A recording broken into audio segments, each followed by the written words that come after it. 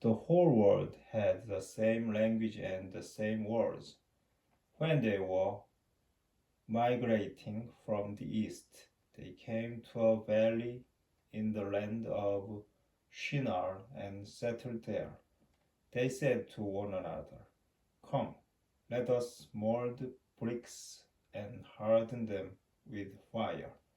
They used bricks for stone and bitumen for mortar. Then they said, "Come, let us build ourselves a city and a tower with its top in the sky, and so make a name for ourselves. Otherwise we shall be scattered all over the earth." The Lord came down to see the city and the tower that the people had built. Then the Lord said, "If now, while they are one people and all have the same language, they have started to do this, nothing they presume to do will be out of their reach. Come, let us go down and there confuse their language, so that no one will understand the speech of another." So the Lord scattered them from there over all the earth, and they stopped building the city. That is why it was called Babel, because there the Lord confused the speech of all the world. From there the Lord scattered them over all the earth. These are the descendants of Shem. When Shem was 100 years old, he begot Arphaxad 2 years after the flood. Shem lived 500 years after he begot Arphaxad, and he had other sons and daughters. When Arphaxad was 35 years old, he begot Shelah. Arphaxad lived 403 years after he begot Shelah, and he had other sons and daughters.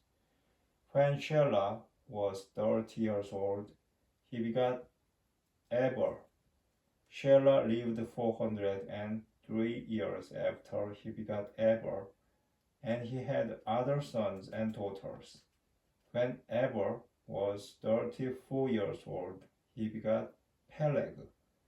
Eber lived 430 years after he begot Peleg, and he had other sons and daughters.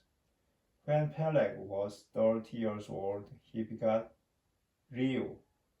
Peleg lived 209 years after he begot Reu, and he had other sons and daughters. When Reu was 32 years old, he begot Sherug. Reu lived 207 years after he begot Serug, and he had other sons and daughters. When Serug was 30 years old, he begot Nahor. Serug lived 200 years after he begot Nahor, and he had other sons and daughters. When Nahor was 29 years old, he begot Terah.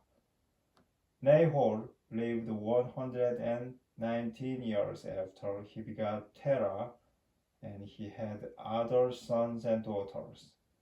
When Terah was 70 years old, he begot Abram, Nahor, and Haran. These are the descendants of Terah. Terah begot Abram, Nahor, and Haran, and Haran begot Lot. Haran died before Terah his father in his native land, in Ur of the Chaldeans. Abram and Nahor took wives. The name of Abram's wife wife was Sarai, and the name of Nahor's wife was Milcah, daughter of Haran, the father of Milcah and Iscah. Sarai was barren. She had no child.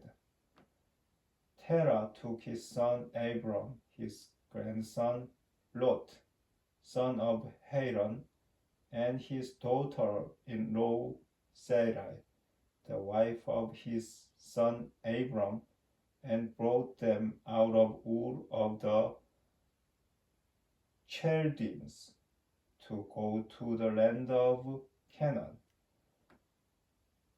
But when they reached Haran, they settled there.